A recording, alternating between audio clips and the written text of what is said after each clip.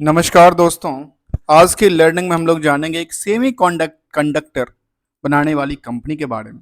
और ये बेसिकली देखा जाए सेमी कंडक्टर जो बनाती है, अ, उसका साथ साथ सिस्टम्स इंटीग्रेशन का काम और इंड टू एंड जो एम टू एम एप्लीकेशन होती है उस पर कामकाज करती है। कंपनी ओनली ऑन बीएसई पे लिस्टेड है, एनएसई पे लिस्टेड नहीं है।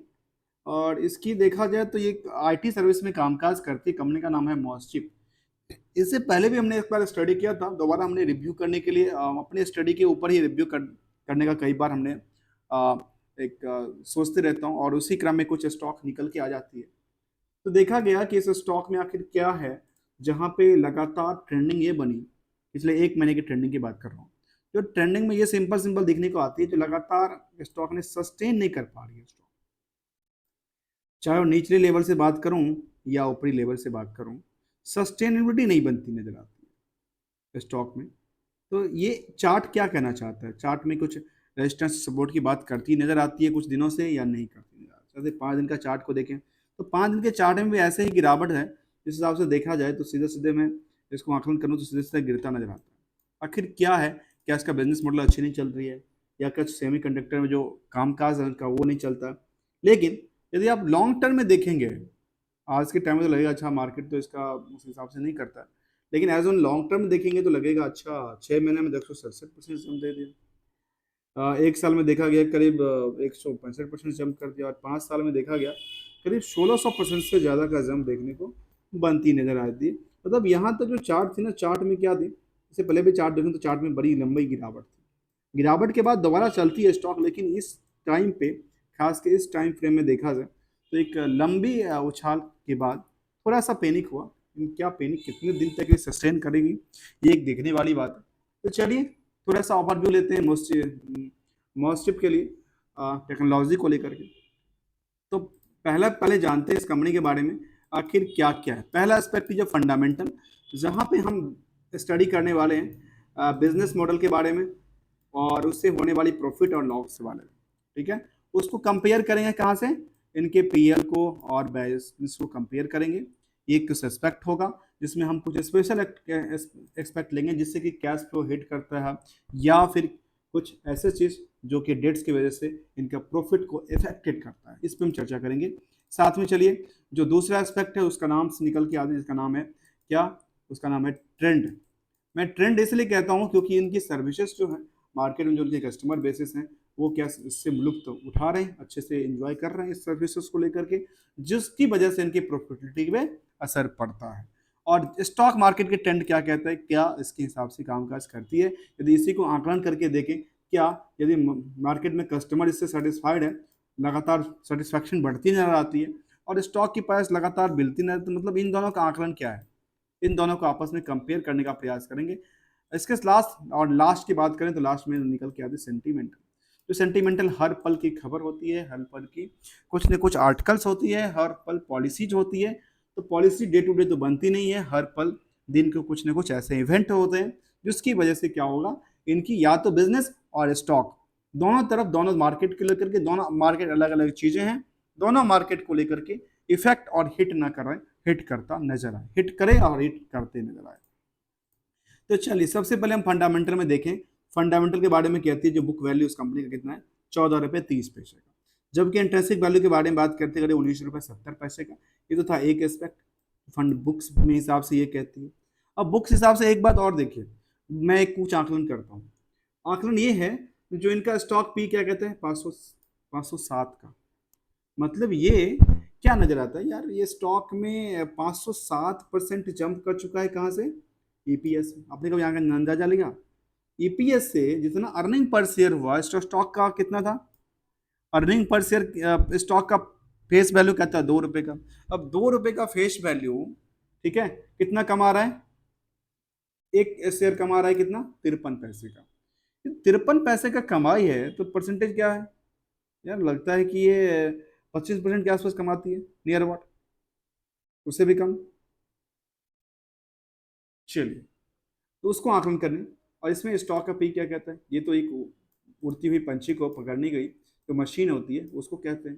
ये तो प्रेस्टिस्टेक आकलन करता है, अच्छा ये जो स्टॉक है ये किस रेंज में किस ऊंचाई पे चलती है, किस गिराई में जा रही है, किस गहराई से कि उभरता नजर आता है। तो इसको आकलन करने के लिए स्टॉक पी कहता है। और स्टॉक पी को आकलन करने के लिए कहते हैं कि बाकी सारे कंपनी में क्या यही अपनी एक रैली दिखा रही है या गिरती नजर आती है, या इनके सेक्टर की जो कंपनियां हैं जो सेम सेक्टर में कामकाज करती है उनका रफ्तार क्या है। बेसिकली रफ्तार दिखाता है। रफ्तार क्या कहता है? उनका रफ्तार कहता है एवरेज ये 36 के एवरेज कहता है, और ये कहता है 507% जंप करता है। अर्थात क्या कुछ तो ज़्यादा मोमेंटल है स्टॉक में ना, तब तो मार्केट इसको 507% कहाँ से ईपीएस से जंप करती नजर आती है। और बुक वैल्यू से कितना? करीब करीब 19%, 19 गुना जंप कर चुका है। कहाँ से? बुक वैल्यू से करंट मार्केट प्राइस। चलिए अगला, मतलब यहां तक ये देखने को आती है जो यहाँ पे मार्केट में खरीदारी का एक ट्रेंड बनता नजर आता है, सीधा सीधा देखा जाए। अब आते हैं दूसरे पड़ाव पे। दूसरा पड़ाव का नाम है डेट टू इक्विटी रेशियो। वह कहती है 0.26 का, करंट रेशियो कहता है 1.7। और ये जो चीज है ना, ये एक कंपेयर करने वाली बात है कि बाकी सारे जो कंपनियां हैं उनका जो कंपेरेटिव डेट्स हैं वो क्या रेशियो है, इनका रेशियो क्या है, और इनके रेशियो में जो ये है इसके बेसिस पे क्या ये इनका ईपीएस तो हिट नहीं करता है? ऐसा तो नहीं है। यदि फ्री होता तो मार्केट किस हिसाब से भी होता, ऐसा भी देखा जा सकता है। जहाँ पे नंबर ऑफ शेयर कितना है, करीब 18-19 करोड़ मान लेते हैं। आरओसी कहते हैं 6.562 का, आरओई कहती है 5.17 का। डिविडेंड का कोई ट्रैक रिकॉर्ड नहीं है कंपनी को लेकर के, और प्रोमोटर्स होल्डिंग देखा है तो 47% का, और कोई प्लेस नहीं है, ये भी अच्छी बात है। चलिए, जो कंपनी कहती है मॉस्टिप टेक्नोलॉजी लिमिटेड, जो company semiconductor and the system design company with the focus on the turnkey ASIC mixed signal IP, simple देखा जाए तो semiconductors and product engineering and the LOT पे कामकाज करती नजर आती है। मतलब IT से रिलेटेड कुछ काम, उतना तो मुझे IT का नहीं पता, लेकिन कुछ कुछ काम करती नजर आती है, सिंपल कहूँ तो। चलिए, अब ये जो कंपनी कामकाज करती है उस कामकाज का रिवेन्यू क्या बनता है, इसका अवार्ड क्या मिला। अवार्ड से पहले दोस्तों, अभी तक आपने मेरा चैनल को सब्सक्राइब नहीं किया, चैनल को सब्सक्राइब कीजिए, बेल आइकन को दबाइए और लेटेस्ट लर्निंग वाले पार्ट्स को देखने के लिए बने रहिए, जहां हम विदाउट कोई रिकमेंडेशन को जानने वाले हैं, एस्पेक्ट को लेकर के कंपेयर करेंगे। जैसे हमने कहा था कि बैलेंस शीट को पीएल से करेंगे, डेट्स रेशियो को करेंगे, क्या उसका कंपेयर करेंगे किसे, डेटर्स को प्रॉफिट से करेंगे, और डेटर्स को सेल्स के बेसिस पे करेंगे, और फिर मार्केट में पैसा फंसा कितना है इस बिजनेस को लेकर के, और कितने दिन में पैसा रिलीज होता है उसको चर्चा करेंगे। तो चलिए जानते हैं इसके बारे में। तो कहती है नियरली जो देखा गया है इसमें ढेर सारी कंपनियां जैसे कि कपित है, पीबी फिनटेक है, ओलेक है, टाटा लेक्सी है, टाटा टेक्नोलॉजी है। अ, इसमें हम इसको किसी से कंपेयर नहीं कर सकते, क्योंकि ये सेमी कंडक्टर बनाती है, तो सेमी कंडक्टर वाली कंपनी से मिलता तो मुझे लगता है कि बेहतर हो सकता था। तो चलिए इसको छोड़ते हैं, उसको आकलन करना ठीक नहीं लगता, मुझे ऐसा लगता है। दोस्तों फीडबैक जरूर देना, मुझे ऐसा कुछ लगता है तो आपको कुछ लगता हो तो आप मुझे फीडबैक देना। चलिए आते हैं इसके डेटा पर, और डेटा कहते हैं इसके बारे में, जहाँ पे क्या रही है कंपनी का क्या हो रही है। लगातार बिल्डअप हो रही थी, लेकिन मार्च में आकर थोड़ी सी पिटाई हो गई। मार्च में इनकी सेल्स बड़ी नेगेटिव लेवल पे कामकाज नहीं कर पाए, और यहाँ पे पिटाई हो गई। पिटाई ज़्यादा नहीं, थोड़ा सा पिटाई हुआ। और पिटाई के बेसिस पे देखा जाए तो जो इनका मार्जिन भी अच्छी खासी थी, वहाँ पे मार्जिन में क्या हुआ, एक गिरावट देखने को मिला है। कहाँ पे? लास्ट क्वार्टर के अंदर। अगले बात करते हैं जहाँ पे प्रॉफिट की बात करते हैं। प्रॉफिट में देखा गया तो यहाँ भी पिटाई हुई, मतलब पिटाई पिटाई पिटाई पिटाई चल रही थी। मतलब कहते हैं ना क्या क्या क्या कहते हैं, कुछ लोग लैंग्वेज को होते हैं ना, पर पीटने वाली बात को, उसको पिटाई हो गई यहाँ पे। किसको लेकर के? इनकी अदर अदर अदर क्वार्टर को लेकर के यहाँ पे धुनाई हुई है। तो ये धुनाई किसको भारी पड़ा होगा वो सोचिए। अब आते हैं पीएल डेटा पे। एल डेटा इसके बारे में कहती है जो क्या हुआ, तो कहती है क्वार्टरली तो धुनाई हुआ था, लेकिन बाबा हम ईयरली तो काफ़ी रिकवर कर लिए। चलिए, उस टाइम में हो सकता है किसी और महीने में किसी की तबीयत भी खराब हो जाए, कुछ होता है मार्केट में, कुछ ऐसी सिचुएशन हो गई, लेकिन हम ईयर बाय ईयर तो हम ग्रोथ कर गए ना। तो ग्रो कर गया तो कहते हैं 294 करोड़ तक हमारा सेल्स बढ़ गया। अब सेल्स बढ़ गया तो ऑपरेटिंग प्रॉफिट मार्जिन में 12% तक स्थिरता बनाई। जब 12% की स्थिरता बनाई तो यहाँ पे क्या निकल के आती है, इंटरेस्ट का वर्डन कुछ ज़्यादा है, तो कहते हैं नहीं है हमारे पास, ज़्यादा नहीं है। ज़्यादा नहीं तो प्रॉफिट क्या कहती है? प्रॉफिट कहती है हम तो बहुत लाजवाब कर गए। जो पहले 50-50 करोड़ के लॉस में जो चल रहे थे, वहाँ पे हम जी रहे थे, वहाँ पे हम 10 करोड़ प्रॉफिट लेके आगे जीने की रास्ता खोज रहे हैं। तो ये चलिए अच्छी बात है इनके लिए। जो डेटा कहते हैं मैं वैसी बात कर रहा हूँ, उससे उस कुछ चीज़ को मैं एक जनरल शब्दों को लेकर के ऐड ऑन कर देता हूँ। अब देखिए कंपाउंडेड सेल्स क्या कहते हैं, लगातार बिल्डअप होती नजर आती है, कंपाउंड प्रॉफिट भी बिल्डअप होती है, स्टॉक प्राइस भी बिल्डअप होती है लगातार, सीजीआर देखें तो 170% तक जंप कर जाते हैं, और यहाँ पे थोड़ा सा एवरेज देखने को मिला है रिटर्न ऑन इक्विटी पे। चलिए अभी अब आते हैं इसको कहाँ पे लेकर के सेंटिमेंटल की तरफ। अब आते हैं सेंटिमेंटल क्या कहते हैं इसके बारे में। तो सेंटिमेंटल यहाँ पे देखने को अभी थोड़ा सा नेट का इशू दिख रहा है, तो मैं थोड़ा सेंटिमेंटल कहाँ पे ले लेता हूँ, इसी पे लेते हैं जहाँ से इनका लिंक होता है। अब इन्होंने कहा कि हमारा फाइनेंशियल जो अनऑडिटेड स्टेटमेंट है उसके बारे में कहती है, board meeting intimation of the board की बात करती है, और ये कब 14 जुलाई को उन्होंने एक अपडेशन दिया था, जो हम अपनी बोर्ड मीटिंग को लेकर के करने वाले और ये बोर्ड मीटिंग लेकर क्या क्या करने वाले थे, कहते कि हमने 22 जुलाई को हम बोर्ड मीटिंग करने वाले हैं। तो एक 22 जुलाई की डेट जो हो गई वो एक इम्पोर्टेंट डेट हो सकती है मार्केट को लेकर के, इस स्टॉक को लेकर के खास को, और स्टॉक को मार्केट की मूवमेंट से कंपेयर किया जा सकता है। अगला पड़ाव था जो कंपनी ने कहा कि हमारे जो डायरेक्टर हैं 9 जुलाई को एक तेलुगु चैनल में इंटरव्यू दे रहे थे। अब तेलुगु चैनल तो मैं तो यहाँ पे समझ नहीं सकता ना वो क्या कह रहे थे, चलिए छोड़िए उसको, हम उसमें एक्सपेक्ट नहीं जाएंगे। यदि आप लोग जानते होंगे तो आप मुझे कमेंट करके बताना चीज़ों को लेकर के क्या उन्होंने कहा था वहाँ पे। इसके बाद आते हैं लेटेस्ट में, और क्या कहती है कंपनी को लेकर के, कंपनी को लेकर कहती है इन्वेस्टमेंट पार्ट को। उससे पहले बैलेंस शीट में चलते हैं, ठीक है। बैलेंस शीट को देखना जरूरी है, किस लिए, क्योंकि हम कंपेयर क्या करने वाले थे, कहा था जो कंपेयर करेंगे पीएल को बैलेंस शीट से, कुछ एस्पेक्ट को समझने का प्रयास करेंगे, बिजनेस में मॉडल क्या है। अब यहाँ पे देखने को ये मिली जो रिजर्व, ठीक है, अच्छा खासा बड़ा, इनका जो बोरिंग्स पार्ट था वो घट गया, अच्छी बात है। बोरिंग्स पार्ट ने हल्का किया, हल्का करने के बाद आखिर वहाँ पे क्या बनती नजर आई। इनकी पेबल्स क्या कहती है, ये पेबल्स कहती है 14 करोड़ का, ठीक है।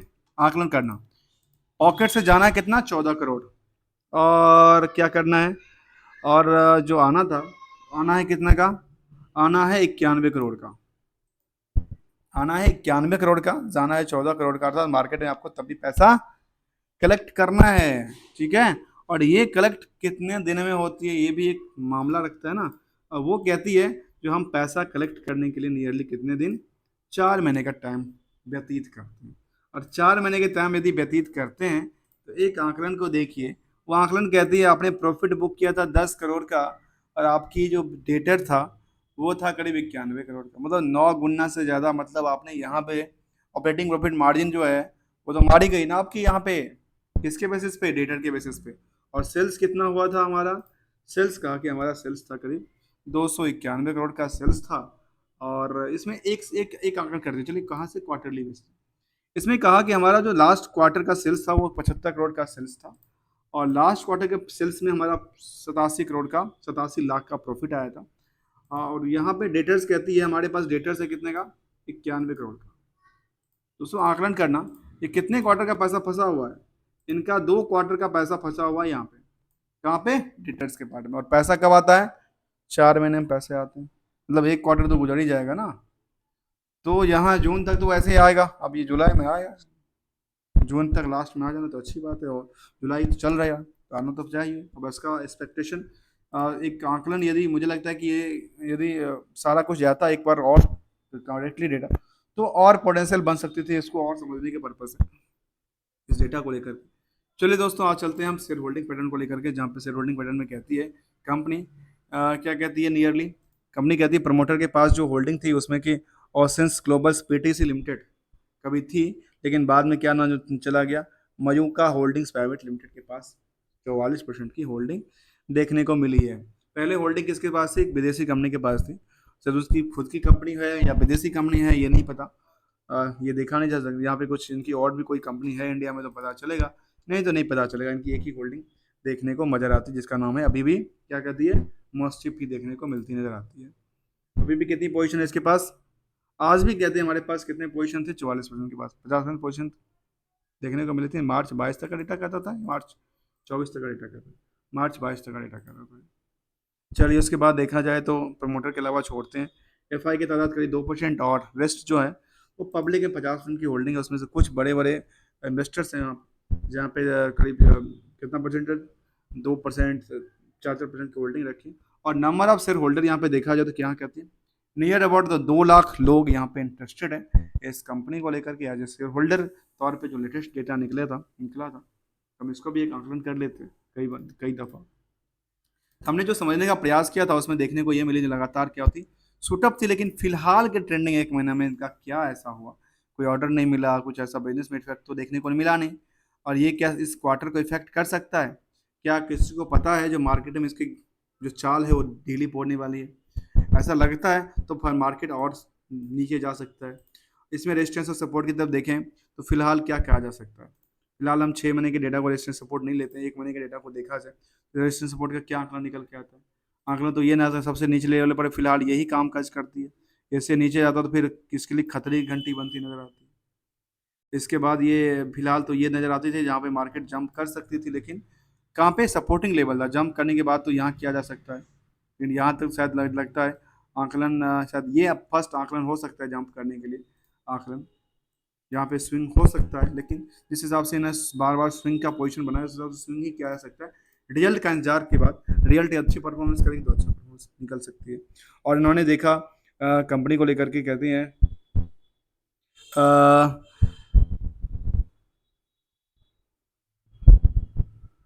अगला पड़ाव कहती है इसके बारे में, लगातार जो शूटअप हो रही प्राइस में रेवेन्यू लगातार बढ़ती है, नेट प्रॉफिट की पार्ट्स लगातार 7% तक जंप करती है। प्रॉफिट लॉस में देखने को ये मिला, जो इनका जो कैश इक्विवेलेंट था, कैश लगातार बिल्डअप हुआ, नेट जो एसेट्स था वो 78% बिल्डअप होता है।